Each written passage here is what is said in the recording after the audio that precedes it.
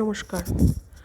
আজকের টপিক হচ্ছে আমরা পড়ছি আধ্যাত্মিক উন্নতির বিভিন্ন নিয়মগুলো। আজকের টপিক হচ্ছে আধ্যাত্মিক পথ এটাকে আবিষ্কার করতে হয়। এটা কিন্তু কখনো কারোর ওপর জোর করে চাপিয়ে দেওয়া যায় না।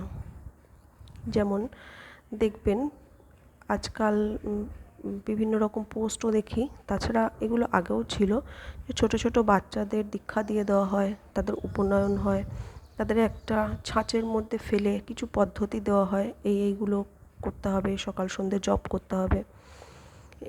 এইভাবে তাদের একটা নির্দিষ্ট নিয়ম অনুযায়ী বড় করার চেষ্টা করা হয়।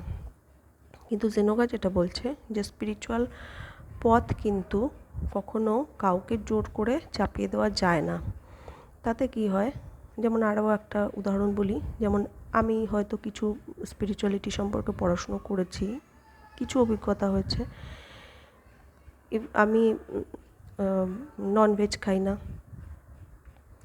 এখন আমি যদি আমার ফ্যামিলি, আমার ছেলে মেয়ে, হাজব্যান্ড, সবার উপরে এটা জোর করে সকাল থেকে রাত্রি পর্যন্ত আমি যদি তাদের শিখিয়ে দেওয়ার চেষ্টা করি যে এইগুলো করতে হবে, এইগুলো করা যাবে না, এটা খাবে ওটা খাবে না, এটা হলে এই হয়, এটা হলে ওটা হয় না, এই রকম যদি সারাদিন তাদের ওপরে এই জিনিসগুলো চাপিয়ে দেওয়ার চেষ্টা করি, তারা কি সেই জিনিসটা নেবে? কাউকে যদি জোর করে শিখিয়ে দেওয়ার চেষ্টা করি, সে কি নেবে? হয়তো সে যদি আমাকে ভয় পায়, তাহলে হয়তো জোর করে 2-4 দিন ফলো করার চেষ্টা করতে পারে, কিন্তু তারপরে পেছনে পেছনে সে তার নিজের রাস্তায় চলবে। বরং তার হয়তো কখনো স্পিরিচুয়ালিটি সম্পর্কে তার একটা বিতৃষ্ণা এসে যাবে। কোনো দিন হয়তো সে স্পিরিচুয়াল রাস্তায় চলতো, কিন্তু এই রকমভাবে বারবার শোনার জন্যে তার ওই রাস্তাটার প্রতি বিতৃষ্ণা এসে যাবে।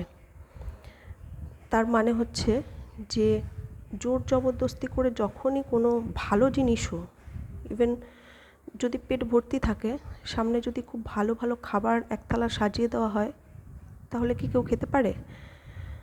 তো খুব ভালো জিনিসও যদি কাউকে জোর করে দেওয়া হয়, সে সেই জিনিসটা নিতে পারবে না। জবরদস্তি করে যদি খাওয়ানো হয়, তাহলে তার সেই আন্তরিক যে আনন্দ, ইনার জয় যাকে বলে, সেই জিনিসটা সে কখনোই তার মধ্যে দিয়ে পাবে না।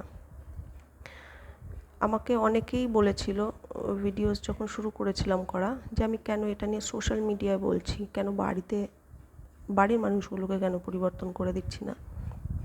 কারণ এটা নিয়ে অভিজ্ঞতা হয়েছে আমার, এবং এখানেও পরিষ্কার করে এটা বলা আছে যে জবরদস্তি করে কারোর ওপর চাপাতে নেই। কোনো নির্দিষ্ট নিয়মকানুন সবার জন্য কিন্তু নয়। আমার জন্য যে পথটা আছে আমি শুধু সেটাই ফলো করতে পারবো। এমন নয় যে জেনোকা আমি যেটা বলছি, পড়াচ্ছি, এটা সবাই এই রাস্তায় হাঁটতে পারবেন।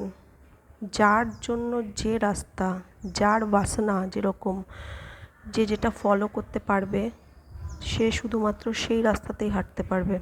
তাকে নিজেকে খুঁজে নিতে হবে। আমি যখন এই টপিকগুলো বলছি, কারোর মনের ভেতরে সেটা প্রবেশ করছে, তার মনে হচ্ছে আরে বাহ, আমি তো এইটাই খুঁজছিলাম। তো এই যে মুহূর্তগুলো, এই মুহূর্তগুলোই তাকে বলে দেবে যে এইটাই আমার রাস্তা। আমিও এইরকমভাবেই খুঁজে পেয়েছিলাম। প্রথম দিকে 6-7 বছর আগে যখন আমি খুঁজছিলাম কিছু না কিছু ওয়েজ, জীবনে বাঁচার জন্য কোনো পথ খুঁজছিলাম, তখন সন্দীপ মাহেশ্বরীর একটা ভিডিও ছিল, আধ্যাত্মিক যেটা ছিল, উনি বিপাশনায় গিয়েছিলেন। তো ওটা শোনার পরে আমার মনে হয়েছিল যে আমাকে ওটাই করতে হবে। কিন্তু ওটা ফর্ম ফিল আপ করে ওখানে হওয়ার পরেও, ওটা ফর্ম ফিল আপ করার পরে ওখানে সিলেক্ট হওয়ার পরেও, তারপরে আমি আবার এইটা যখন শুনলাম, এই রাস্তাটার কথা যখন শুনলাম, তখন আমার মনে হলো ওটা নয়, আমার এইটাই একদম পারফেক্ট হবে আমার জন্যে। ঘরের মধ্যে বসে এটা আমি করতে পারবো। তো এইভাবেই আসে জীবনে পাথ, কিন্তু এইভাবেই আসে, চলতে চলতে আসে। এর জন্যে কাউকে কখনো জোর জবরদস্তি করে রাস্তা দেওয়া যায় না, রাস্তা খুঁজে নিতে হয় সবাইকেই। আজকের জন্য এইটুকুই। নমস্কার।